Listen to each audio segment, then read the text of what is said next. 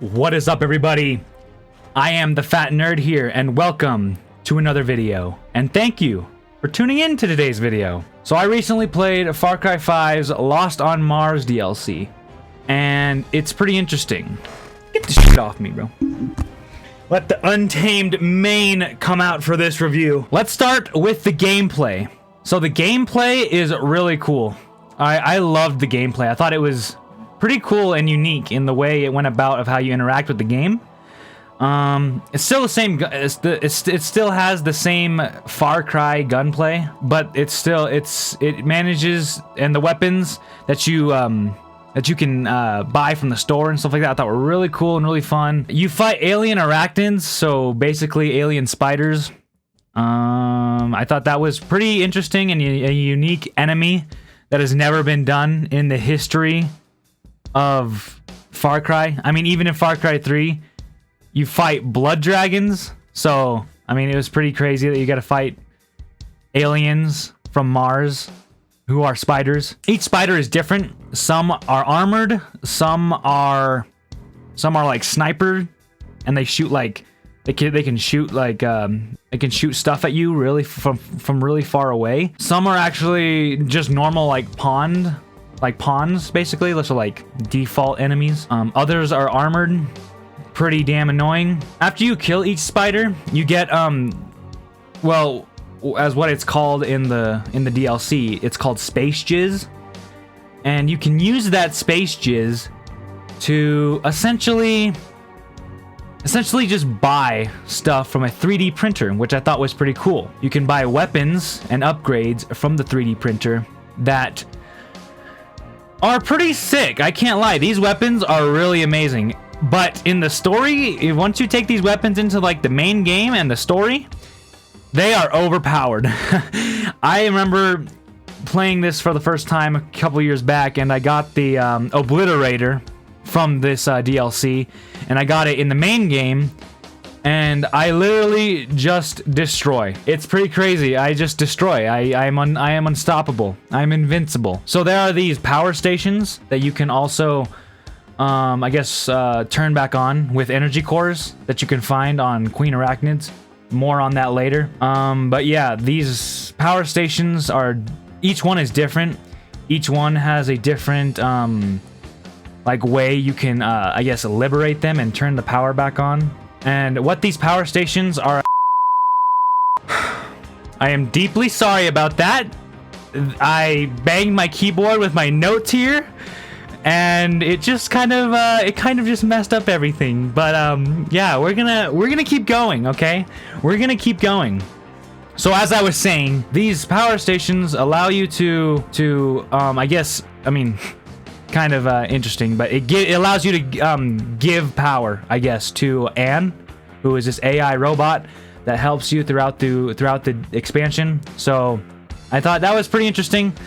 I like the power stations. I like the idea. It kind of reminds me of radio towers in like Far Cry 3 and Far Cry 4, and bonfires in Far Cry Primal. But yeah, they're pretty interesting. Very somewhat annoying, but it's part of the game, and they actually are like necessary. Some of them, any of them, they can range anywhere between like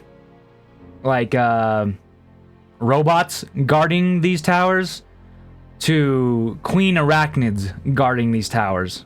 They can get pretty intense. So I actually like that part about the radio towers. Speaking of Arachnid Queens, there are 15 Arachnid Queens, and they are all pretty difficult. I don't know, I played on easy. Still a nice challenge for the average casual player. As I was saying though, there are a total of 15 queens that you can kill. I'm pretty sure you can kill all of them. I killed all of them.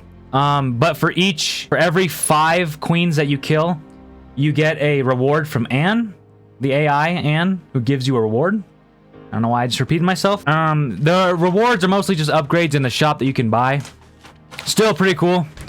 But let's see. The map is really cool and unique. It's not like a map like Far Cry Primal or Far Cry 4, where it's very open and very, well, it is open, but it's not like extremely beautiful.